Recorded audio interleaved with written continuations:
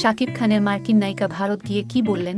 ঢাকায় সিনেমার সুপারস্টার শাকিব খানের সাথে জুটি বেঁধে অভিনয় করছেন মার্কিন অভিনেত্রী কৌটুনী কফি।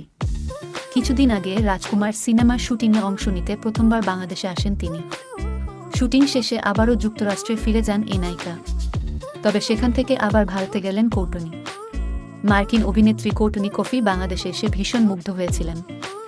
এবার তাকে দেখা গেল ভারতের চেন্নাইয়ে। সেখান থেকেও বেশ মুগ্ধতার কথা জানিয়েছেন সামাজিক যোগাযোগ মাধ্যমে।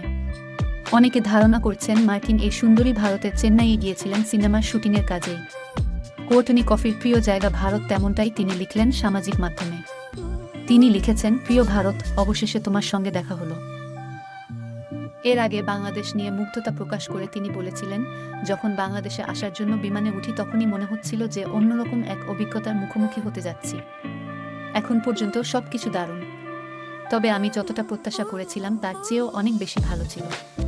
অন্যান্য দেশে আইফেল টাওয়ারের মতো বিখ্যাত অনেক কিছু রয়েছে, কিন্তু বাংলাদেশের মানুষের মন অনেক বড়। আমি মনে করি বাংলাদেশের মানুষ হৃদয় দিয়ে তাদের দেশকে সেরা রাষ্ট্র হিসেবে প্রতিষ্ঠিত করেছে। বৃহৎ জনসংখ্যা ও তাদের আপ্যায়নের কারণে বাংলাদেশ ট্যুরিস্টদের অন্যতম আকর্ষণ হতে পারে। শাকিব খানের সঙ্গে কাজের অভিজ্ঞতা দুর্দান্ত জানিয়ে কৌটুনী বলেন, শাকিব খান বাংলাদেশের টম ক্রুজ, এটা নিশ্চিত।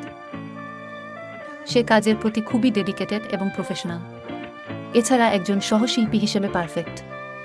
শুটিংয়ে সে খুবই মজার মানুষ। সবকিছু মিলিয়ে তার সঙ্গে কাজের অভিজ্ঞতা অনেক ভালো। বাংলাদেশের কি কি খাবার ভালো লেগেছে? এ বিষয়ে কৌটুনী কফি বলেন, বাংলাদেশে এসে তার ফুচকা, মিষ্টি, রসগোল্লা, মাছ এসব বেশ ভালো লেগেছে। দেশে ফিরে যাওয়ার সময় নিউ মার্কেট থেকে 8 জোড়া জুতা ও কিছু চাদর কিনে নিয়ে গেছেন তিনি।